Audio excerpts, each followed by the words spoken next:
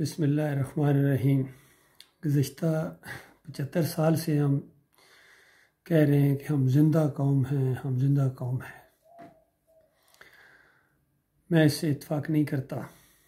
میں گزشتہ 37 سال سے کہہ رہے ہیں، میں گزشتہ 37 سال سے کہہ رہا ہوں کہ یہ مردہ قوم ہے، مردہ قوم ہے۔ اور دلیل میرے پاس یہ ہے کہ مردوں کے پجاری، مردوں کو پوجنے والے، ہڈیوں کو پوجنے والے، ڈھانچوں کو پوجنے والے، لاشوں کو پوجنے والے کبھی زندہ نہیں ہو سکتے ہیں۔ زندہ رب کو پوجنے والے، الحی رب کو پوجنے والے، وہ زندہ قوم تھی۔ صحابہ کرام زندہ قوم تھی، اور اسلام زندگی بخشتا ہے۔ لا الہ الا اللہ کہنے والا گویا یہ زندہ ہوتا ہے، اور اس کے مقابلے میں جو لوگ ہوتے ہیں وہ مردہ ہوتے ہیں۔ اور قرآن میں اللہ تعالیٰ نے یہی مثال دی ہے ماننے والوں کی اور نہ ماننے والوں کی۔ کیا زندہ اور مردہ برابر ہو سکتے ہیں؟ ہرگز نہیں۔ کیا دن اور رات برابر ہو سکتے ہیں؟ ہرگز نہیں۔ اندھیرا اور اجالا برابر ہو سکتے ہیں؟ ہرگز نہیں۔ اسلام اجالا ہے، دن میں بھی اجالا ہے، رات میں بھی اجالا ہے۔ یہ اسلام ہے۔ اور یہ بات میں آپ کے سامنے کیوں رکھ رہا ہوں؟ پہلے یہ ذرا ایک ویڈیو سنیے کہ یہ ثابت ہو گیا۔ انہوں نے تو اب ثابت کیا ہے کہ مردہ قوم ہے۔ میں 37 سال پہلے میں یہی بات کر رہا ہوں۔ آپ پہلے ذرا یہ ویڈیو سنیے۔ یہ مردہ وہاں پہ زمین پہ پڑا ہوا تھا اور سارے لوگ کھانا کھا رہے تھے اس کے آس پاس۔ فرش پہ ایک لاش پڑی ہے، ایک محنت کش کی جو پاپڑ بیچ کے اپنے بچوں کا پیٹ پالتا ہے۔ بظاہر تو وہ ایسے ہی ہے۔ چلے مان لیجئے ایک چور کی لاش پڑی ہے جس نے جیب کاٹنے کی کوشش کی ہے، اور اس کے آس پاس بیٹھ کر لوگ گول میزوں کے اوپر دڑا دڑ سالن کھا رہے ہیں، گوشت کھا رہے ہیں، اور دعوت اڑا رہے ہیں اور شور مچا رہے ہیں۔ کسی کو اس کی لاش کی حرمت کا بھی احساس نہیں ہے۔ وہ وہاں پڑا ہے جو اپنے بچوں کا پیٹ پالنے کے لیے پیسے کمانے آیا تھا۔ پتہ نہیں اس کے گھر میں بچے بھوکے ہوں گے اس کے مرنے کے بعد، لیکن اس کی لاش زمین پر پڑی ہے اور لوگ کھانا کھا رہے ہیں۔ آج مجھے سمجھ آئی کہ ہم کرپٹ کو کرپٹ کیوں نہیں سمجھتے، بے ایمان کو بے ایمان کیوں نہیں سمجھتے، ہم دین فروش کو دین فروش کیوں نہیں سمجھتے۔ مجھے آج سمجھ آئی، مجھے آج سمجھ آئی کہ ہم کتنے بے حس ہیں، اور اسی لیے ہم اپنا مستقبل ان لوگوں کے ہاتھوں میں دیتے ہیں جو صرف ہمیں بریانی یا قیمے والا نان دیتے ہیں۔ ہمیں تو صرف اس بات سے جو ہے وہ خوشی ملتی ہے کہ ہمیں بس کھانا ملنا چاہیے۔ غیرت نام کی کوئی چیز، احساس نام کی کوئی چیز وہ ہمارے اندر نہیں ہے۔ یہ بے حسی نہیں ہے تو اور کیا ہے؟ میں اس سے زیادہ اور کیا کہوں؟ میرا سر پیٹنے کو دل کر رہا ہوں مناظر دیکھنے کے بعد۔ انتہائی دکھ ہوا مجھے، انتہائی دکھ ہوا۔ یعنی سینکڑوں کے مجمع کے اندر کوئی ایک بھی غیرت مند آدمی ایسا نہیں تھا جو آگے بڑھتا اور بڑھ کے کہتا جی اس لاش کو اٹھاتے ہیں، اس کو لے کر جاتے ہیں، یا اس کو ڈھانپ دیتے ہیں، یا کھانا بھی روک دو تھوڑی دیر کے لیے، اس کی حرمت کا احساس کر لو۔ لیکن نہیں، سب کو کھانا ملنا چاہیے، بس کھانا ملنا چاہیے۔ کسی کی توجہ نہیں ہوتی کہ وہ جلسے کے اندر کھڑا ہوا آدمی کیا کہہ رہا ہے۔ کوئی نہیں سوچتا کہ اس نے پیسہ 1 نمبر طریقے سے بنایا یا 2 نمبر طریقے سے بنایا۔ کوئی نہیں سوچتا کہ آپ کا ملک پیچھے رہ گیا اور اس کا خاندان آگے نکل گیا۔ سب کی توجہ ایک ہی چیز پہ ہوتی ہے کہ یہ جب بول کے ختم کرے گا، وہاں ٹینٹ کے پیچھے کھانا کھلنا ہے، جا کے بھاگ کے کھانا کھا جائیں گے۔ بھاڑ میں جائے اس کا بھاشن اور بھاڑ میں جائے سیاست۔ احساس ہی نہیں ہے۔ تو اس طرح تو پھر اسی ملک کے اندر میں نے مائک کیا ایک آدمی کے سامنے لاہور میں، اس نے کہا جی کھاتا ہے تو لگاتا بھی تو ہے، یہ بے حسی نہیں ہے تو اور کیا ہے؟ تو وہ ایسے ہی ہیں۔ یہ ذکر کیا لاہور کا، تو عام طور پر لاہوریوں کے بارے میں بھی یہی ہے کہ یہ زندہ دل ہیں۔ میں کہتا ہوں مردہ دل ہیں، مردہ، کیونکہ وہاں مردے کو پوجا ہو رہی ہے۔ باٹی میں جا کے دیکھو، علی اجویری کی قبر پر دیکھو، مزار پر جا کر دیکھو۔ یہ دلیل ہے اس بات کی کہ یہ قوم مشرک بن گئی ہے، ان کے احساس مر گئے ہیں۔ اور یہ تو ایک انسان کی لاش کا انہوں نے ذکر کیا ہے، یہاں اسلام کی لاش پڑی ہوئی ہے۔ وہ اسلام جو دین اسلام ہے، آج انہوں نے بالکل اس کو پسے پشت کر دیا ہے، اور ان کے اندر کوئی ایک بھی ایسا نہیں ہے۔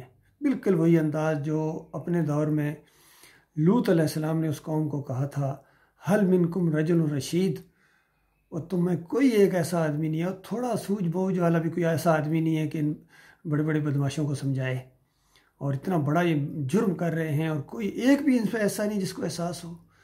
بالکل یہی معاملہ میرے ساتھ بھی ہوا تھا جب میں نے اپنی یونٹ 7 پنجاب ریجمنٹ کے اندر توحید کی دعوت اٹھائی۔ 7 پنجاب ریجمنٹ کے اندر میں افسر تھا، وہاں توحید کی جب دعوت یہ ہوئی، شرک کا رد میں نے کیا، تو کتنے کتنے اے گریڈ اور بڑے بڑے کورس کیے ہوئے افسر، کیپٹن، میجر اور کرنل، ان میں سے ایک کو بھی یہ توفیق نہیں ملی ہے۔ بڑے بڑے گبر جیسیوس جو جب ان سے کبھی بات ہوتی تھی کہتے تھے سر بات تو آپ بالکل صحیح ہے، اور جب اندر کبھی بات ہوتی تھی کرنل نجم الحسن ملک کے سامنے، سی او کے سامنے، تو آگے سے کہتے تھے سر ہم ان کو بہت سمجھاتے ہیں سمجھتے ہی نہیں۔ حتیٰ کہ خطیب، یونٹ کا خطیب بھی یہی انداز اختیار کرتا تھا۔ عالم دین جو تھا وہاں ہمارے ساتھ ہوتا تھا تو کہتا تھا یہ کرنل بالکل شرک کرتا ہے، مشرک ہے، شیعہ ہے، اور جب اندر جاتا تھا تو اس کو کہتا تھا کہ سر میں ان کو بہت سمجھا رہا ہوں، یہ سمجھتے ہی نہیں۔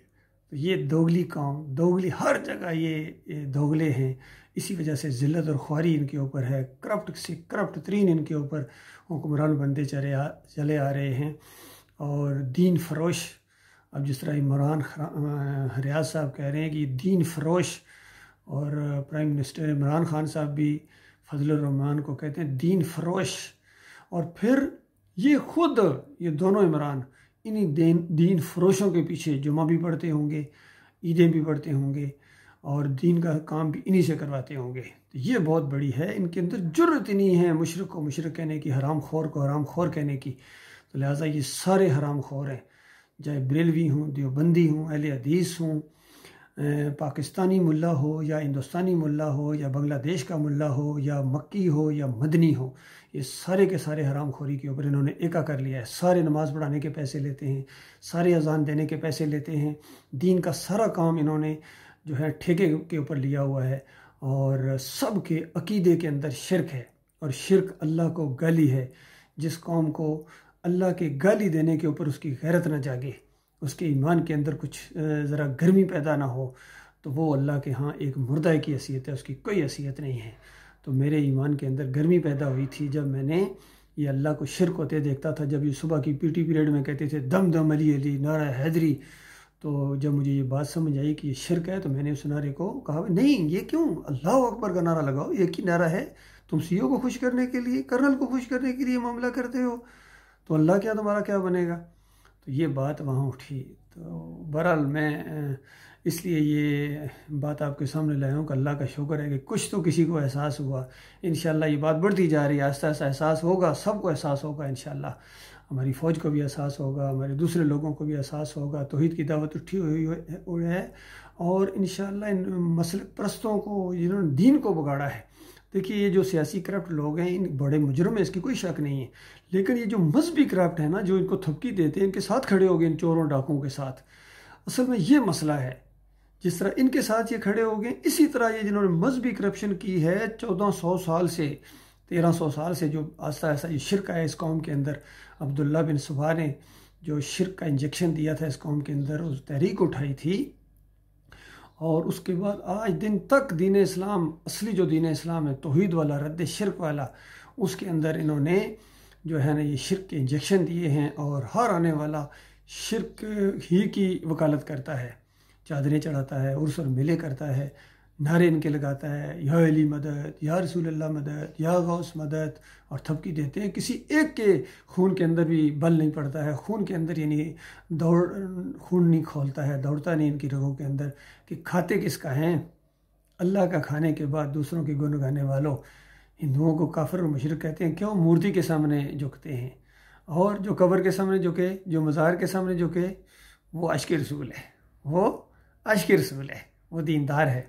اور جو منع کرے نہ کرو، غیر اللہ کو سجدے نہ کرو، رکوع نہ کرو، یہ سجدے کے لائق نہیں ہیں، یہ رکوع کے لائق نہیں ہیں، یہ نظر و نیاز کے لائق نہیں ہیں، یہ پکار کے لائق نہیں ہیں، یہ واسطے وسیلے کے لائق نہیں ہیں، تو کیا ریئیکشن آتا جی؟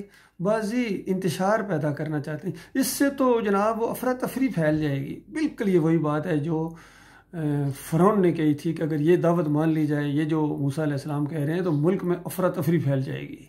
افراتفری تو پھیلے گی، ظاہری بات ہے، کچھ ماننے والے ہوں گے، کچھ نہ ماننے والے ہوں گے، اس طرح کی افراتفری پھیلے گی، 2 گروہ بن جائیں گے، اور یہ جو افراتفری ہے 2 گروہ بن جائیں ایمان عقیدے کی بنیاد کے اوپر، اور مسئلہ صرف اللہ ہو کہ اللہ اکیلا ہے، وہ اکیلا داتا دستگیر مشکل کشا ہے، یا بابا اور کاکا بھی بیچ میں شامل ہیں، اس کے اوپر جو جھگڑا کھڑا ہو جائے یہ محبوب ترین جھگڑا ہے، اور اس کے اوپر جو فیصلہ ہوتا ہے اللہ تعالیٰ، یہ حق اور باطل کا جھگڑا ہوتا ہے، اس کے ساتھ معاملہ ہوتا ہے کہ حق کے ساتھ کون کھڑا ہے اور باطل کے ساتھ کون کھڑا ہے۔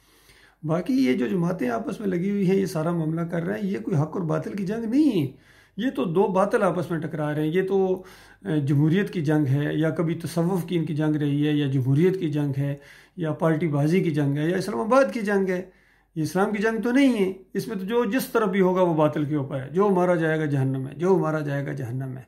باقی جو اصلی جنگ برپا ہوگی وہ ایمان عقیدے کی بنیاد کے اوپر ہوگی، اور پھر جو حق کے ساتھ کھڑے ہوں گے اور حق کا ساتھ دیں گے، وہ حق کے راستے میں ہوں گے، وہ اگر مریں گے تو شہید ہوں گے، اصلی شہید، اور ان کو جنت الفردوس اور ایسی جنتیں ایسے مومنوں کے لیے، ایسے مجاہدوں کے لیے بے قرار ہیں۔ اللہ تعالیٰ ایسے مخلص مومنوں کے اندر شامل فرمائے۔